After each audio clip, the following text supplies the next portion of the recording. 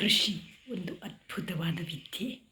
ಆದುದರಿಂದ ರೈತರೆಲ್ಲರೂ ಸ್ವಯಂ ಪೂರ್ಣರಾಗಿ ಆತ್ಮನಿರ್ಭರರಾಗಿ ಬದುಕಿ ಬಾಳಬೇಕು.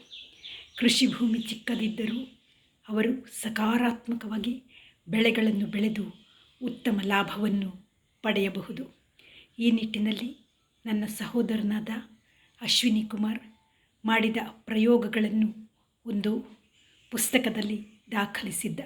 ಎಲ್ಲ ರೈತರಿಗೆ ಕೃಷಿ ವಿಜ್ಞಾನಿಗಳ ಜ್ಞಾನ ಉಪಯೋಗವಾಗಬೇಕು, ಮಾಡಿದ ಪ್ರಯೋಗಗಳು ಅವರಿಗೆ ತಲುಪಬೇಕು ಎಂಬ ಕನಸು ಅವನದಾಗಿತ್ತು. ಆ ಕನಸನ್ನು ನನಸುಗೊಳಿಸಲು ಅವನು ಪ್ರಾಯೋಗಿಕವಾಗಿ ಮಾಡಿದ ತೋಟದ ಬರೆದಿಟ್ಟ ಲೇಖನಗಳನ್ನು ನಾನು ಇಲ್ಲಿ ಓದಿರುತ್ತೇನೆ. ಎಲ್ಲವೂ ಪ್ರಯೋಗ ಮಾಡಿ ನೋಡಿದ ಪದ್ಧತಿಗಳೇ ಆಗಿವೆ. ಆದುದರಿಂದ ರೈತರು ಇವುಗಳನ್ನು ಮಾಡಿ ನೋಡಿ ಉತ್ತಮ ಲಾಭವನ್ನು ಪಡೆಯಬಹುದು ಹಾಗೂ ದೇಶದ ಅಭಿವೃದ್ಧಿಯಲ್ಲಿ ಭಾಗವಹಿಸಬಹುದು. ಕೃಷಿಕ ಸಂತೋಷದಿಂದ ಹೆಮ್ಮೆಯಿಂದ ನಾನು ರೈತ ಎಂದು ಬಾಳಿ ಬದುಕಬೇಕು ಎಂಬ ಕನಸಿತ್ತು. ಅದಕ್ಕಾಗಿಯೇ ನನ್ನ ಸಹೋದರ ತಾನೇ ಹಲವಾರು ಆವಿಷ್ಕಾರಗಳನ್ನು ಮಾಡಿದ್ದ.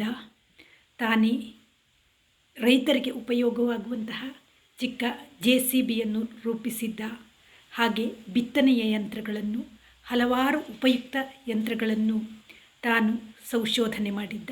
ಇವುಗಳನ್ನೆಲ್ಲ ಹೇಗೆ ಮಾಡಬೇಕು ಎಂಬ ವಿವರಗಳನ್ನು ತನ್ನ ಫೇಸ್ಬುಕ್ಕಿನ ಪುಟಗಳಲ್ಲಿಯೂ ಸಹ ಆತ ನೀಡಿದ್ದ. ರೈತರ ಅಭಿವೃದ್ಧಿ ಅವನ ಕನಸಾಗಿತ್ತು. ಆದುದರಿಂದ ರೈತರು ನನ್ನ ಸಹೋದರ ಹೇಳಿರುವ ಈ ಎಲ್ಲ ವಿಷಯಗಳನ್ನು ಅರಿತು ಲಾಭವನ್ನು ಪಡೆಯಬಹುದು. ಇನ್ನೂ ಹಲವಾರು ಕನಸುಗಳನ್ನು ಕಂಡಿದ್ದ ನನ್ನ ಸಹೋದರನು ಈಗ ಇಲ್ಲದೇ ಇರುವುದರಿಂದ ಆ ಜ್ಞಾನ ಉಳಿದುಕೊಳ್ಳಲಿ ಎಂಬ ಆಸೆಯಿಂದ ನಾನು ಅವುಗಳನ್ನು ಓದಿದ್ದೇನೆ. ಆದರೆ ಇವುಗಳೆಲ್ಲ ಪ್ರಾಯೋಗಿಕವಾಗಿ ಮಾಡಿ ಫಸಲು ಪಡೆದಂಥವು ಎಂದು ಹೇಳುವಲ್ಲಿ ನನಗೆ ಹೆಮ್ಮೆ ಇದೆ. ಆತ ಕೃಷಿ ಪದವೀಧರನಾದರೂ ನಮ್ಮ ಹಳ್ಳಿಯಲ್ಲಿಯೇ ತನ್ನ ಬದುಕನ್ನು ಕಟ್ಟಿಕೊಂಡಿದ್ದ. ತುಂಬ ಸಂತೋಷದಿಂದ ಕೃಷಿ ಮಾಡುತ್ತಿದ್ದ. ಕೃಷಿಯ ಬಗ್ಗೆ ಅಭಿಮಾನವಿತ್ತು.